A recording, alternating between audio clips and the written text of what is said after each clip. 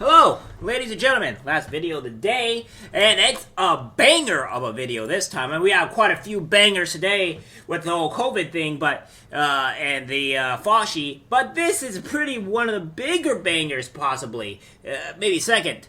But this is pretty huge. We have McCarthy doing actually good things. But there's a catch, there's a reason why to that, and a catch, and it seems that the left are also going kind of insane about it. But we're more to see about that, because we're going to go over this, show everybody what's going on, and the craziness, because there's a lot to take in. Alright, so first off, we have to thank our boy, the one and only, before we get into the stuff, is that I ran out of things I could even imagine to ask for Representative Matt Gaetz on why he finally reversed course on McCarthy for House speakership. Now we're going to go over exactly what announces to happen and what led to McCarthy doing the things that he was doing. The suspense in the U.S. House of Representatives on Friday night was historic. At the end of the evening, Matt Gaetz held the cards and he eventually conceded his efforts to withhold the speakership from Kevin McCarthy. Gaetz joined a group of Republicans House members who were not comfortable with the McCarthy speakership. This group prevented McCarthy from winning House Speaker 13 times. Then, on the 13th vote, most of the 20 voted for McCarthy with only a little more than a handful holding out. As TGB reported, it was likely McCarthy was going to win the 14th vote, which was moved to Friday night. McCarthy was betting that some Democrats would go home and he would be able to win the speakership with fewer votes than needed with the full House in place. But McCarthy may also have hoped that he would get the remaining votes needed for the most oppressed for those who opposed voting for McCarthy back that evening as well.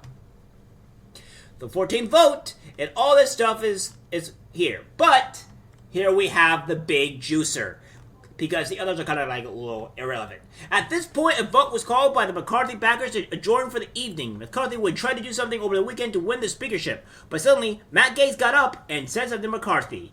Here's the events. Finally, the House clerk announced for the 14th time that no one had the votes to be speaker. But Republicans moved to adjourn the chamber until Monday. As the vote time counted down, 218 Republicans had voted yes, a majority that would have sent McCarthy home for the weekend, and left the House in paralysis at the hands of Gaetz and his allies. But with less than a minute left to go in the vote, Gaetz moved toward the front of the chamber, grabbing a red index card to change his vote on adjournment.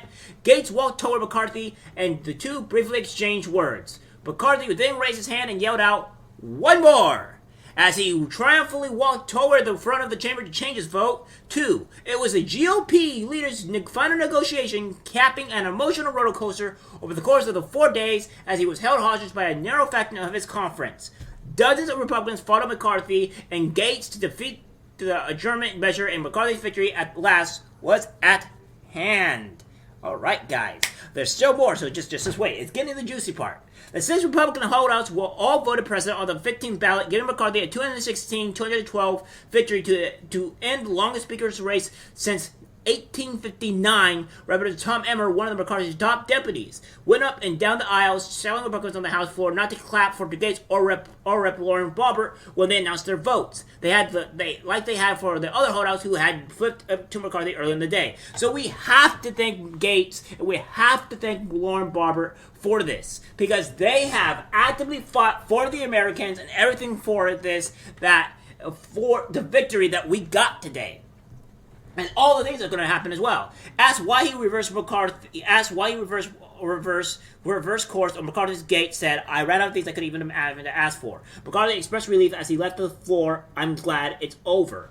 And it was McCarthy who won the speakership of the House. So this is pretty huge, because essentially what this is that if one person does not like what he's saying or whatever, they can say no, and then that would proceed to McCarthy being in trouble. Like, he has to do everything that these people ask for, or it's going to be a huge issue. So McCarthy has to do what they say, otherwise otherwise he can't get anything done. It's actually amazing.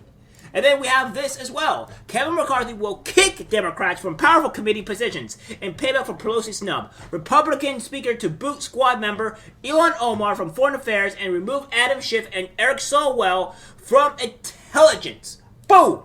This is Massive, people. Massive, massive, massive. This is a very, very big victory because Illahn Omar was trying to put these gender studies and all this other horrible crap in there, and we do not need it. So now it's out. Kevin McCarthy will make good on Republican threats to kick Democratic Representative Adam Schiff and Eric Swalwell off the Intelligence Committee, as well as blocking Illahn Omar from serving on the Foreign Affairs Committee. The move is likely a playback for Democratic House Speaker Nancy Pelosi stripping GOP Representative Marjorie Taylor Greene and Paul Gosar from their committee assignments during the 117th Congress, which is beautiful. So we have more as this as well. It's not like anything is new, McCarthy said. Remember, this is what Nancy Pelosi, this type of Congress she wanted to have. Swalwell can't get a security clearance in the private sector. He had it of his fellow California lawmaker. I'm not going to give him a government security clearance. He continued, Schiff has lied too many times to the American public. He should not be on intel. All three lawmakers say they haven't engaged in wrongdoing and should not be removed from their committees. Of course they're going to say they haven't done any wrongdoing, but we all know that's the actual lie. However, Swalwell has faced questions over his ties to a Chinese spy named Fang. The woman helped Swalwell raise money for his 2014 campaign, and while the California Democrat said he cut all ties to the alleged spy, it was shown that he remained friends with her on Facebook long after the FBI briefing on her ties to China. So, obviously, he has done nothing wrong. Okay, yeah, but of course you did what you dated a spy and still cut contact with her. So, I don't know about you. I don't think you're trustworthy. Good thing that you're gone. Omar, for her part, has shared a new slew of anti-Semitic comments and sentiments which were criticized by other Democrats. She is the key member of the so-called Squad, a group made up of the most progressive left-wing Democrats, including Alexander AOC, Cori Bush, and Rashida Tlaib. We all know all those people are absolutely insane. After rules package passed Monday night, the next big fight is shaping up to be a partisan brawl on the floor regarding committee assignments, following more than a week of Republican bickering and chaos over who should be Speaker and what role should be governed in the House in the 118th Congress. So, what we have here as well is expected that McCarthy will place the Georgia representative on the Oversight of an Accountability Committee and among other potential panel assignments. Now, I'm not a huge fan of Major Taylor Greene, all right? I don't think she says some of the smartest things, or what have you, right? She has some issues.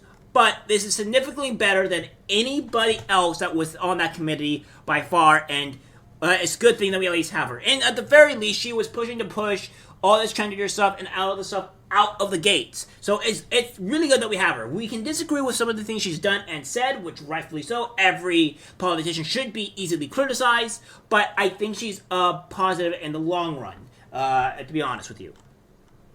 Gosar was censored and stripped of his committee seats in the last Congress after he posted on social media a bizarre animated video depicting violent acts toward Progressive Representative Anderson Cortez and President Joe Biden.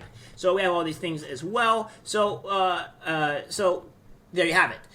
We'll finish this up with Republicans have long said they plan to remove Omar, a Somali-born progressive, from the Foreign Affairs Committee if they want a majority in the House.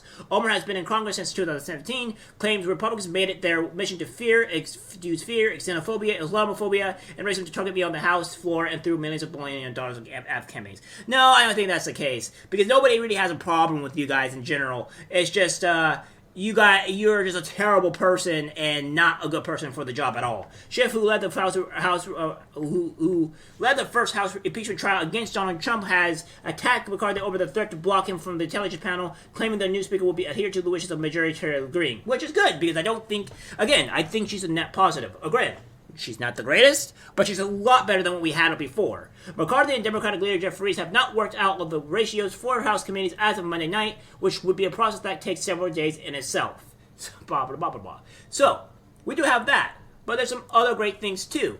So, guys, we all know that Mike Rogers has stepped down from House GOP steering committee after a ballot brawl. Well, maybe I should replay the video of what he did here, because, this is a really good positive thing.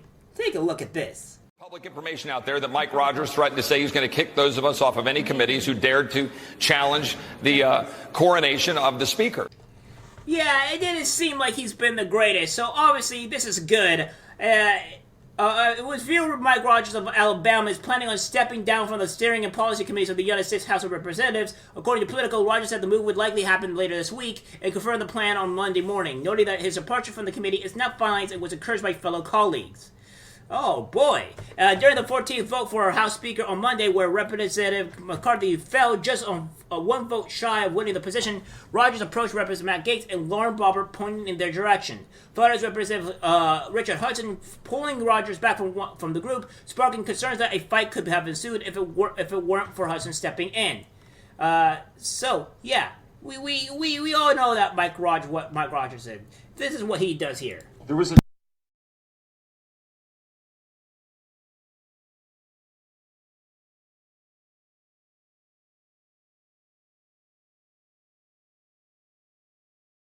So we all know that he was being quite aggressive in this manner, and it wasn't really great. So yeah, he's gone now, so that's a good thing. And then we have this as well. Florida pundits terrified of GOP House complain GOP will end Biden's failed policies, end Biden spending, and cost hundreds of millions in legal fees. So what? That's a good thing.